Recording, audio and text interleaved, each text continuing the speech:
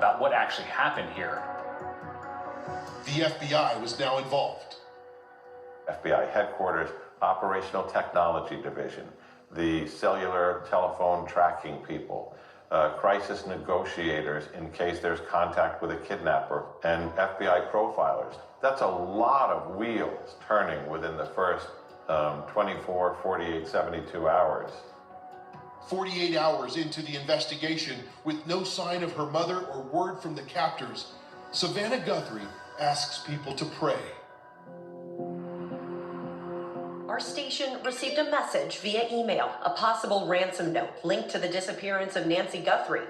We received an email at TMZ from somebody purporting to basically issue a ransom demand. Tuesday, February 3rd, there's a potential break in the kidnapper's silence. There are reports that ransom notes have been sent to 2 local news stations in Arizona and to TMZ in California. And those notes contain details about Nancy Guthrie's home. The notes also make a ransom demand for $4 million to be paid in Bitcoin by Thursday, February 5th, and a second deadline of Monday, February 9th at 5 p.m. But this time, the ransom would be $6 million. I spoke to Harvey Levin at TMZ headquarters in California. Can you talk about what the tone of the letter was like and what it told you about who this kidnapper might be or what it says about their personality? There is no doubt in my mind that whoever wrote this ransom note is smart, educated.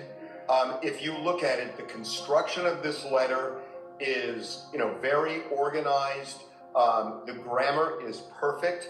This is a smart, tech-savvy person. And I say tech-savvy because we were unable to trace its origin. And I believe, based on what I know, at least at this point, authorities have not been able to either. Are there any clues in that first letter where they're from and where they might be?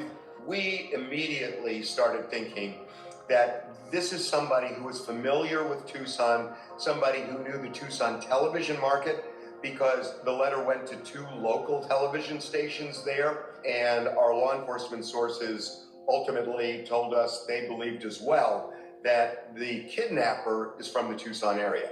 So the first job for the investigators when they receive a ransom note is to subject that note and that demand, in whatever way it's conveyed, to a certain level of vetting.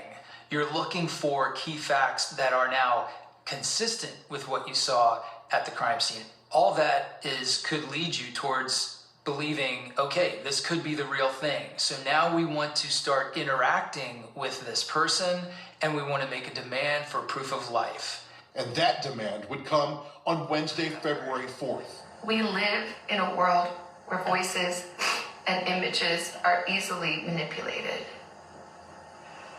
We need to know, without a doubt, that she's alive and that you have her. NBC viewers always see Savannah at her best. All of a sudden, we were seeing Savannah at her worst, having to look straight into a cell phone camera and beg for her mother's life. This video was so jarring. It was so difficult to watch. As someone who considers Savannah a friend, it was just utterly heartbreaking. They wanted to humanize Nancy Guthrie and essentially tell the captor, this isn't someone who's just there to help you gain a quick buck, but this is a person, someone that we love, someone who is a valued member of our community. Before that video comes out, we were just in isolation.